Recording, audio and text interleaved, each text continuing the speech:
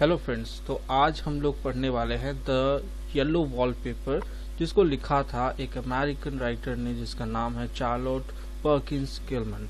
तो इन्होंने इसको लिखा था। तो आगे बढ़ते हैं, इसके बारे में और थोड़ी जानकारी प्राप्त कर लेते हैं। तो इसको उन्होंने लिखा था 1890 में लिखा था उन्होंने, और इसे पब्लिश किया था 1892 में। उस मैगजीन का नाम है जहां पब्लिश किया था द न्यू इंग्लैंड मैगजीन। और ये जो जॉनरा है ये गॉथिक है, और साथ ही साथ सोशियो पॉलिटिकल एलोगरीज में आपको दिखाई देगी। इन सब चीज़ों के बारे में हम बाद में बात करते हैं। तो पहले कहानी को जान लेते हैं कि इस कहानी में आखिर कौन कौन है और इस कहानी में क्या घटनाएं घटती है। ये असल में एक डायरी एंट्री है जिसको एक यंग लेडी लिख रही है अपने जिंदगी के बारे में, जो उनके जीवन में जो हलचलें चल रही हैं उन सब चीज़ों को वो एक डायरी में एंट्री करती है। यहाँ पे उनका नाम मेंशन नहीं किया गया है, इसको ध्यान में रखिएगा, उनका नाम मेंशन नहीं है। और फिर आते हैं उनके हस्बैंड पे जिसका नाम है जॉन। वो उनका हस्बैंड है, इसी यंग लेडी का हस्बैंड है, और ये एक डॉक्टर भी है साथ ही साथ। तो जो अगला कैरेक्टर आपको दिखेगा वो है जेनी, जो सिस्टर ऑफ जॉन है, मतलब इसके जॉन की सिस्टर है ये, मतलब यंग लेडी इसकी भाभी लगेगी।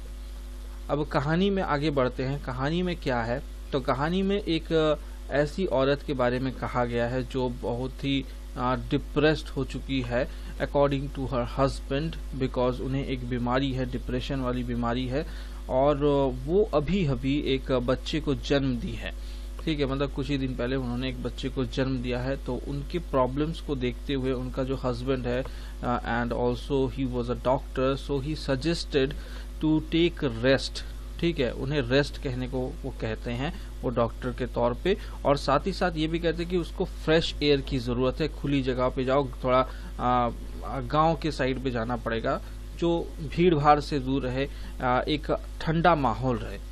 तो इस कारण वो लोग इस निर्णय में आते हैं, जॉन इस निर्णय में आते हैं कि उन्हें एक गांव साइड में जाना चाहिए। और वो क्या करते हैं, सोचते हैं कि समर वैकेशन जो है उनका 3 महीने का जो वो वैकेशन लेंगे, वो वैकेशन वो लेना चाहते हैं एक मैंशन पे, जो एक महल है। तो वो वहां पे जाते हैं अपनी वाइफ को लेके। एक देख के तो ये बिल्कुल भूतिया महल लगता है जब उसकी पत्नी उस पे एंटर करती है। तो जाने से पहले सबसे पहले उनके दिमाग में एक सवाल आता है, उनकी पत्नी के दिमाग में ये सवाल आता है कि आपने इतना बड़ा मैंशन कैसे भाड़े में लिया होगा, इतना ज्यादा पैसा आपको कहाँ से मिला है, और यहाँ पे कोई इंसान रहता क्यों नहीं है आसपास। और इस मैंशन में तो दूर की बात है, कोई इंसान रहता नहीं है। तो यहाँ पे एक शक की बात आती है कि कैसे मैनेज किया होगा। मगर उसका जो पति है, हस्बैंड जो है, वो उसको पूरे तरीके से नकारता है इस बात को, बोलता है ये तुम्हारा सोचने, तुम इसे लेके ज्यादा मत सोचो, तो और डिप्रेस्ड हो जाओगी, ये सब मर्दों वाला काम है। ठीक है, वो इस चीज को कह देते। तो इस तरह से हमें एक पेट्रियार्कल छाप दिखाई देता है, पुरुषतांत्रिक समाज हमें दिख रहा है यहाँ पे। तो यहाँ पे वो लोग 3 महीने के लिए जाते हैं, वहां पे सोचते हैं स्पेंड करेंगे। और ये घर जो है वो बहुत ही बड़ा है। ठीक है, और साथ ही साथ मिस्टीरियस भी है, बहुत ही ज्यादा मिस्टीरियस है ये घर। तो वो जब उसके अंदर जाते तो बहुत ही सुंदर सा गार्डन है, चारों तरफ बहुत ही बेहतरीन गार्डन है, जस्ट लाइक अ फेरी टेल। ठीक है, जैसे परियों की कहानियों में होता है उसी प्रकार का ये गार्डन है। और जो ऊपरी फ्लोर है, अगर हम नीचे वाले फ्लोर की बात करें तो वो बहुत ही खूबसूरत रूम से भरा हुआ है, बहुत सारे कमरे हैं वहाँ पे, बहुत सुंदर सुंदर कमरे हैं। और जब वो ऊपर की तरफ जाती है तब वो देखती है कि एक स्पेसफुल रूम है, बहुत ही बड़ा सा एक कमरा है, जहां ये कहा जा सकता है कि आपको फ्रेश एयर तो जरूर मिलेगा। बट वो इस जगह को उतना पसंद नहीं करती है। ठीक है, उसे यूनिक सा लगता है। क्या यूनिक लगता है, जब उस कमरे को वो अच्छे से गौर करती है तो देखती है कि कमरे में हर तरफ येलो वॉलपेपर लगे हुए हैं। कुछ इस प्रकार का है येलो वॉलपेपर, हर तरफ दीवारों पे येलो कलर के वॉलपेपर लगे हैं, और ये वॉलपेपर जगह जगह से फटे हुए हैं। और उसे देख के ये एहसास होता है कि यहाँ पे शायद पहले कोई नर्सरी होता था, और जिस कारण बच्चे यहाँ पे इसको फाड़ दिए, जगह जगह से जो फटा हुआ है बच्चों ने किया होगा। और इस वॉलपेपर में जब वो गौर से देखती है तब उसे नजर आता है एक अजीब सा पैटर्न है, इसमें कोई एक पैटर्न है। और इसके बाद वो डिसाइड करती है कि मैं इस कमरे में तो नहीं रहूंगी। बट उसका जो हस्बैंड था, उसका हस्बैंड बोलता है कि नहीं, तुम्हारे लिए तो वही कमरा सही होगा। उसका हस्बैंड कहता है कि तुम्हारे लिए तो वही कमरा सही होगा, क्योंकि ये कमरा बहुत ही एयरी है, बहुत तुम्हें फ्रेश एयर मिल जाएंगे, तो तुम इसी कमरे में रह जाओ। तो ये उस कमरे में उसे रहना ही पड़ता है, क्योंकि मैंने पहले ही कहा है कि पुरुष तांत्रिक समाज है, पैट्रियार्कल सोसाइटी है। So she need to accept the decision which is taken by her husband. ठीक है, तो वो यही करती है, उसे वहीं पे रहना पड़ता है।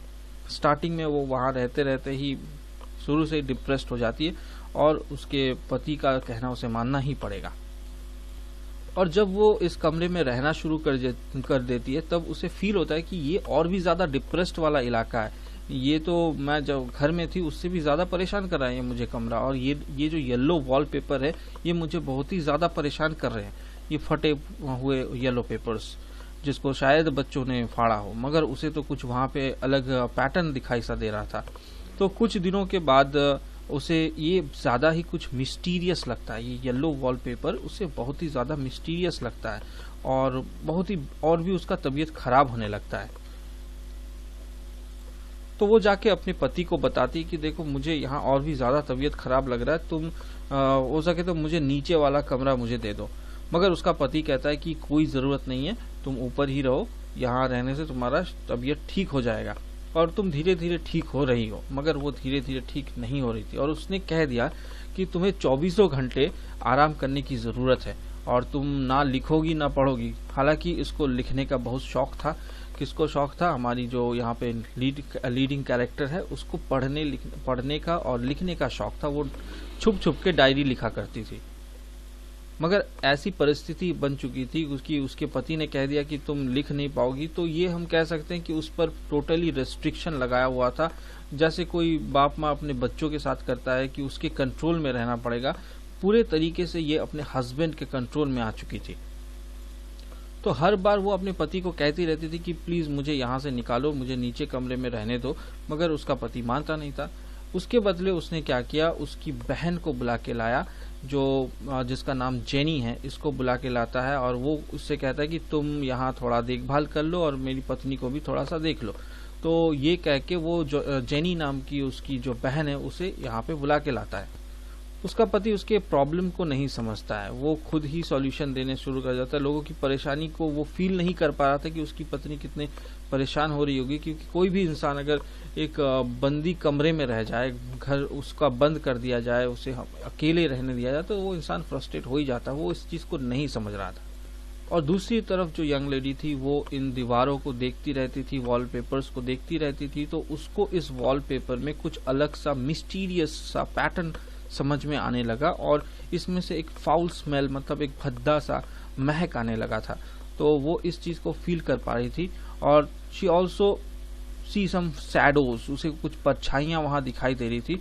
और वो जो परछाइयां थी वो उसे ऐसा लगता था कि उसको कोई कैद करके रखा है, किसी औरत को उस वॉलपेपर के पीछे कैद करके रखा है। और ये एक जेल जैसा पैटर्न है। यहाँ पे आप देख रहे होंगे कि ये एक जेल जैसा पैटर्न है येलो वॉलपेपर में, और इसमें कोई महिला है जो अंदर उसे कैद किया गया है। और दिन के टाइम वो अपने कमरे में रहते थे और धीरे धीरे उसे फील होने लगा कि यहाँ पे एक औरत नहीं है, यहाँ एक से ज्यादा औरतें हैं इसके अंदर। और जब दिन का टाइम होता है वो इस जेल के अंदर रहते हैं, और जब रात हो जाती है तब वो बाहर घूमते रहते हैं शैडो की तरह आंगन में। ठीक है, तो बीच में in the month of July उनके कुछ रिश्तेदार भी यहाँ पे आते हैं, मगर वो अलग ही रहती थी। तो इससे उसका कुछ फायदा नहीं हुआ। उसने अपने पति को कहा कि कृपया मुझे बाहर जाने दो और मुझे लोगों से मिलने दो, कुछ एक्टिविटी करने दो। तो उसके पति ने कहा देखो, तुम अगर बाहर जाओगी तो तुम्हारा फिजिकल कंडीशन जो धीरे धीरे सही हो रहा है वो और भी ज्यादा बिगड़ जाएगा। ठीक है, तो अभी वो क्या और भी ज्यादा डिप्रेशन में आने लगी जब उसे ऐसा कहा गया कि तुम अगर यहीं रहो, तुमको अगर यहीं रहना है। तो कोई भी डिप्रेशन में आ ही सकता है, तो वो भी और भी ज्यादा डिप्रेशन में आने लगी। मतलब एक एक्सेसिव एक लिमिट होता है किसी भी चीज का। तो उसका पति बात मान ही नहीं रहा था। और इधर वो देख रही थी कि इन येलो वॉलपेपर्स में कोई महिला है जो इसमें रेंगती रहती है, क्रीप करती रहती है, और बहुत सारी महिलाएं हैं इसके अंदर कैद है। वो असल में यहाँ पे खुद को फील कर रही थी कि उसके साथ भी ऐसा ही कुछ हो रहा है। और वो दिन रात इसी में पड़ी रहती थी, येलो वॉलपेपर्स में, और रात रात भर जाग के वो वॉलपेपर्स के पैटर्न को सुलझाना चाहती थी और चाहती थी कि यहाँ से हर एक महिला को वो जो बंदी है उन्हें छुड़ा दे। तो वो दिन रात इसी में पड़ी, तो कोई भी इंसान पागल हो सकता है। अब आ जाते हैं कहानी के आखिरी पार्ट में। तो आखिरी पार्ट में हम क्या देखते हैं कि वो तो डिप्रेस्ड है ही, तो डिप्रेस होने के साथ साथ वो ये चाहती है कि इन सब औरतों को वो बाहर निकाले, आज़ाद कर दे, मगर वो कर नहीं पा रही थी, तो उसे बहुत बुरा लग रहा था। तो जब उनका आखिरी दिन आता है यहाँ का, वो लोग चले जाने वाले हैं, तो जो पूरा कमरा है वो खाली करवा देती है। खाली करवा के इन वॉलपेपर्स को चाहती है कि निकाल दे, फाड़ दे, और वो खाली करवा देती है। सारे फर्नीचर निकल जाते हैं वहाँ से और केवल बेड रह जाता है, क्योंकि वो बहुत ही भारी रहता है, तो बेड निकालना मुश्किल था और वो लोग को जाना भी है, इसीलिए भी सारे फर्नीचर निकल चुके थे। तो वो क्या करती है, इन सब वॉलपेपर्स को फाड़ने के लिए सबसे पहले वो अपना घर का दरवाज़ा बंद कर देती है और उसका जो चाबी है वो खिड़की से फेंक देती है नीचे। तो उसके बाद वो वहाँ पे अपना एक्सट्रीम रूप दिखा देती है। वहाँ पे बैठ के वो सारे पेपर्स को फाड़ना शुरू कर देती है और उसके हाथों से भी खून निकलने लगता है, क्योंकि वो उन्हें नोचना शुरू करती है, तो सारे पेपर्स फाड़ना शुरू करती है। तो उस तरफ उसके पति और जेनी जो है उसकी जॉन की बहन, उसकी ननद, वो दोनों दरवाज़ा खोलना चाहते, मगर तो दरवाजे की चाबी तो नीचे है। तो वो दोनों जाके चाबी को ढूंढ के लाते हैं और जब चाबी ढूंढ के लाते हैं तब उस दरवाजे को खोल देते हैं। खोलने के बाद जब उसका पति अंदर घुसता है तो उसे देख के वो वहीं पे बेहोश होके गिर जाता है, और जब वो बेहोश होके गिरता है तो उसकी पत्नी उसके सीने पे चढ़ के उसके छाती को नोचना शुरू कर देती है। जिस प्रकार से वो दीवारों को नोच रही थी, जिस प्रकार से येलो पेपर्स को नोच रही थी, उसी तरह से वो अपने पति के सीने को भी नोचना शुरू कर देती है। तो इसी प्रकार ये कहानी यहीं समाप्त हो जाती है। मगर इस कहानी के बारे में अगर हम कहें तो जिसको इस कहानी को लिखा है आप लोग जानते हैं कि चार्लोट प्रिंकिंस गिलमन ने, और ये कहानी जो है वो एक गॉथिक फिक्शन आपको लगेगा, एक भूतिया, एक डरावना चीज़ भी लगेगा अगर सिर्फ इसकी फिल्म को देखें या कहानी को पढ़े। मगर आप अच्छे से अगर इस कहानी के अंदर घुसेंगे तो यहाँ पे सच में कोई आत्मा वात्मा कुछ नहीं है, भूत नहीं है। हाँ, डर तो लग रहा है मगर कोई भूत वूत कुछ नहीं है। यहाँ पे एक सामाजिक तत्व को दिखाने की कोशिश की गई है, जिस प्रकार महिलाओं के साथ 1800s के टाइम में, यानी 19th सेंचुरी में महिलाओं के साथ कैसा व्यवहार किया जाता था समाज में, उस चीज़ को दर्शाया गया है।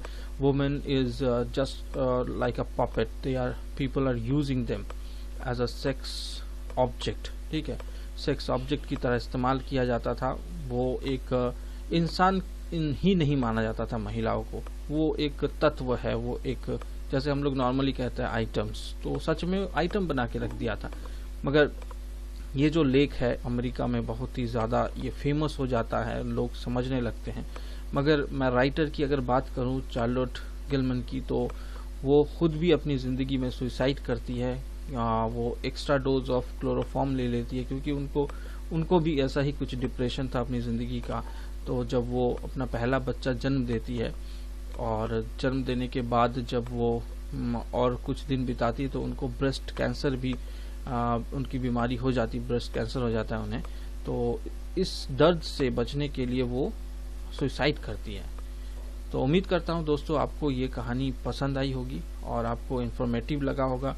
अगर आप UGC नेट का सिलेबस कंप्लीट करना चाहते हैं तो हमारे पास बहुत सारी वीडियोस है, आप लोग हमारे चैनल को प्रेफर कर सकते हैं।